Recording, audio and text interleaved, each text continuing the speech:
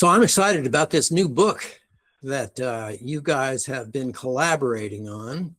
And in particular, we haven't talked with you before, Janice, but I know you've been actively writing, this genre and in this location for quite a while now. I wonder if you might just tell us a little bit about what you've done and who you are.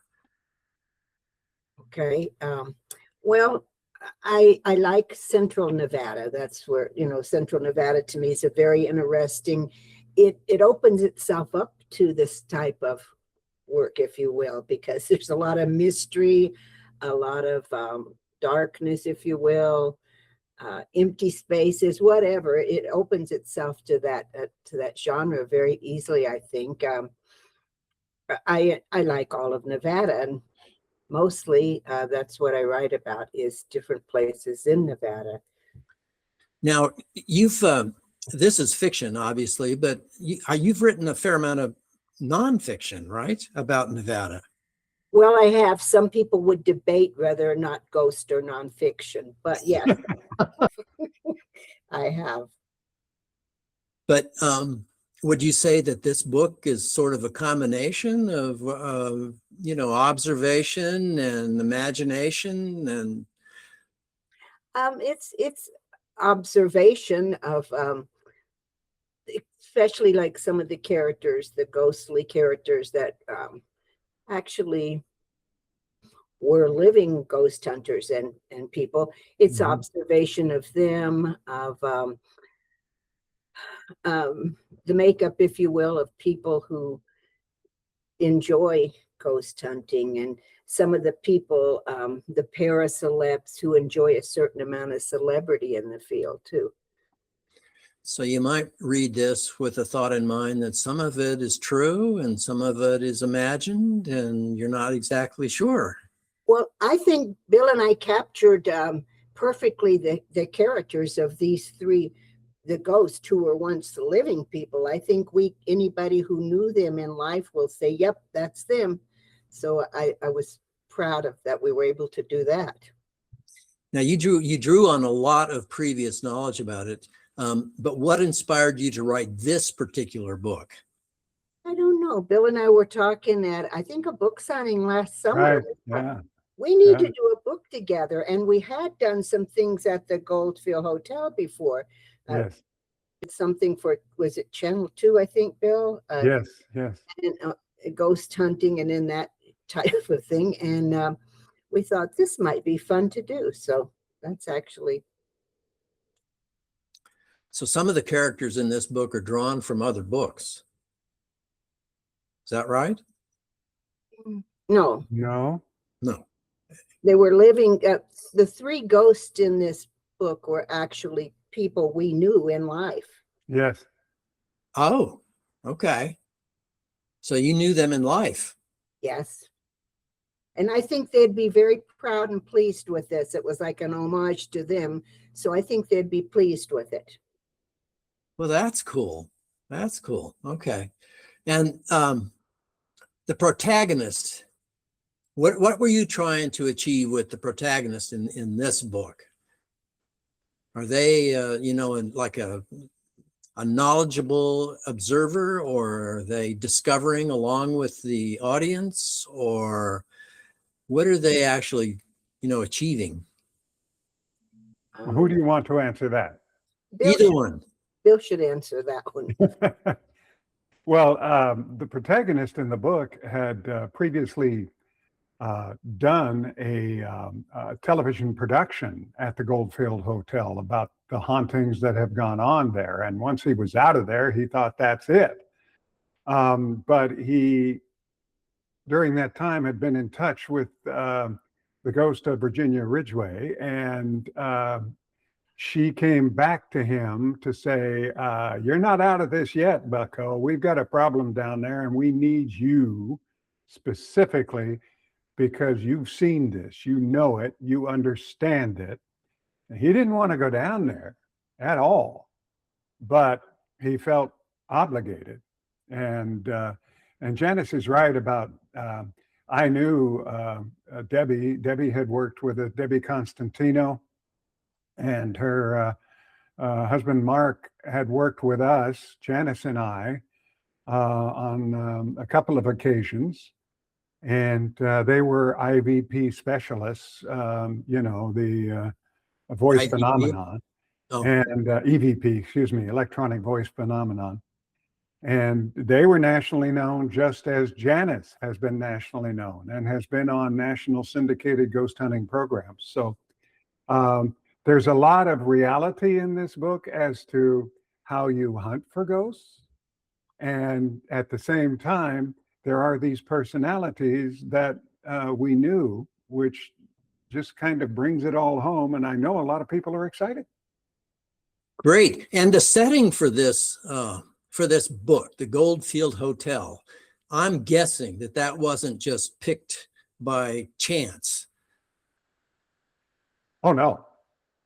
No, Janice and I, for Channel 2, one of the first ghost hunts that we did, and we did them annually at Halloween, took place at the Goldfield, which was, as it says on the back of the book, was known for years to be one of the most haunted sites in Nevada. It was a site of murder and mayhem and suicide and perhaps some satanic rituals. All of these things had been there, and we had been there, and we had a good time there, didn't we, Janice? We did. An interesting time, that's for sure. Yeah. We had EVP in the basement, and up on a kind of a quasi seance in the lobby. For the second time, I actually saw a dark figure. I had seen one years before, but this time I saw another one, and it was standing in the hallway near the room where one of the characters in the book had actually died. So this is based on real characters from before, including the murder and the suicides and all of those things that took place. And Janice is like me. We like to take something that's real and think outside the box. Now, is this still a working hotel?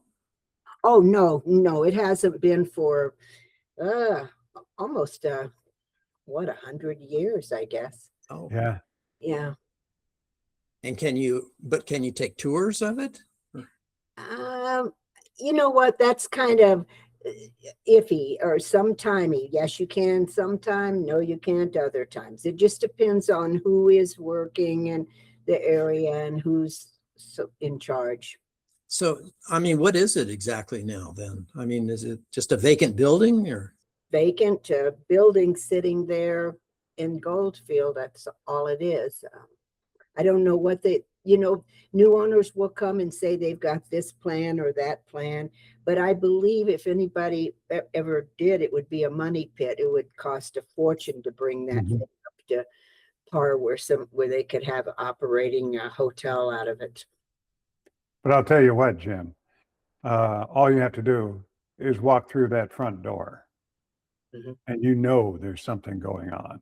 You don't have to be overly sensitive, but you'll feel something. And this is the real part of that book. When we talk about the people being in there in a fictional sense, feeling the energy in the building. No, that's real.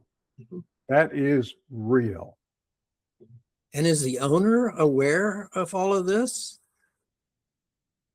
Well, it depends on it. You can be aware. Do you want to believe this or do you want to call it nonsense? Usually the past Red, I think he just thought it was nonsense. But some people just aren't aware or don't want to pay attention, don't want to be aware. But like Bill said, you can walk in there and you can feel it right there. Some people will say, yes, that's it. And others will say, I'm not feeling so well. Oh, it's probably something I ate. They will put it down to anything but what it actually is. That's right. Wow. That's So it. And Jim, I was going to say, adding on to that, some people believe, some people don't. Some people ask me, and they asked me when I was on the air as an anchorman doing these stories. They said, do you believe in ghosts? I said, absolutely. And they said, well, can you prove it? And I said, well, let me ask you this. What does science tell us that the human mind is composed of? And they'll almost always, 99%, say energy. And then I'll say, what does science tell us can never die? And you can see the light bulb go on over their head. You know, energy never dies. It changes, but it never dies. And usually they'll go, oh, okay.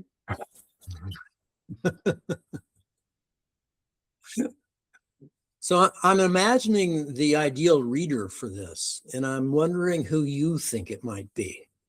You know, I'm thinking of somebody who's read maybe some of Janice's books or maybe some of your books, Bill, already. But is this going? Who is the ideal reader for this book, do you think?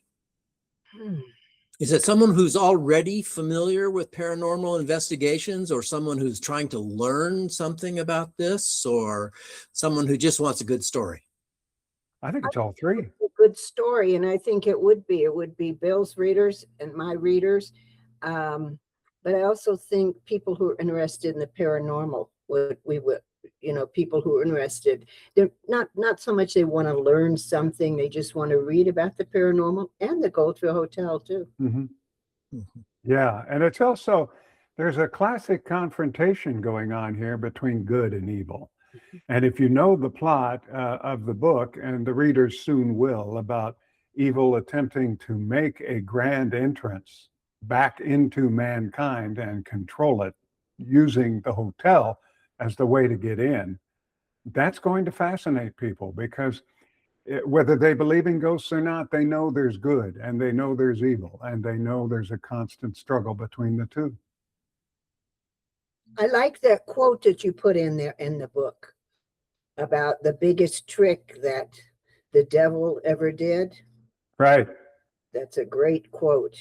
Yeah, the opening quote is the greatest, not verbatim, but the greatest trick that the devil ever performed was convincing man that he doesn't exist. Yeah, that's a great quote. Yeah, and that sets the whole stage for everything that we did. And Janice, by the way, is a delight to work with. And I hope, again, we can pair on another project, because our minds seem in sync as we write together. And it was a tremendous pleasure. I had fun with this. We had fun working together. Yeah. And how is this book different from other books that you've written? Go ahead, Janice. Something special about this book that Well, makes it I was stand working out? with Bill. That's one thing. Yeah, of course. I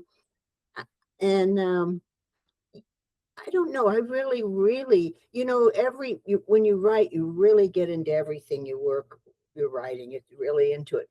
But I particularly enjoyed this one because I think what Bill said about the good versus evil, it's a message that here we have, in the modern 21st century, we still have good trying to overcome the evil in the world. And I enjoyed the characters. I just enjoyed the book, writing the book. And it was fascinating too, because the Goldfield Hotel is known outside of Nevada. It has been featured on several ghost hunting programs. And what is it, Ghost Adventures? Is that the name of it, Janice? They've been there 2 or 3 times. And you went with them too, I think, didn't you? Yes. Yeah. Yeah. So, and they're wildly popular. Where I live, and now we moved to Southern Oregon for my wife's VA nursing position. And I met my neighbors, and they asked me what I did. And I said, well, I'm a retired anchorman. I'm now an author. And what do you write? And I said, well, do you know Stephen King and Dean Koontz? And that's courtesy of one of Janice's reviews. And they said, yeah. And I said, well, I write those, and, and I've seen ghosts. Where have you seen them? Goldfield Hotel. Really? And this is people up here in Southern Oregon. You've been there. Yes, I've been there. Well, my favorite show, Ghost Adventures, was there. Do you know Zach? And I'm saying, no, but I know somebody who does. Knows him. Instant celebrity in this whole area of town. So, and Goldfield Hotel, people just know it. Wow. So what is there that I there's no way I could know to ask you, but you would like to communicate to the audience. Is there something that, you don't think people are going to ask you about, but there's something that you really want to emphasize about this book? I think the origin of the book is one of those things. George Wingfield was really not a very pleasant man. Hmm. And the way he got his fortune, the fact that he worked with prostitution, the fact that his enemies disappeared or went to jail, and all of his properties, and yet he is in Reno. There are parks and areas of the university with his name on it. Everybody thinks he's just a wonderful benefactor, but in reality, he was not a very nice guy. And I think that plays out in the very first 2 chapters of the book. You really learn who this man was, and that sets the stage for everything that Janice had come up with, her ideas about how to develop the book. And she knew the 3 actual ghosts in terms of the 3 living people far better than I did. So I learned from her about them too. I have to say that is such a cool premise, to take somebody that you actually knew in life and make them a ghost. Imagine how they would behave, what they would act like, in the hereafter. Yeah. Well, it sounds fascinating. I really look forward to reading it. All right. Thank you. Thank you. I think they would be proud. Yeah, I think they would too.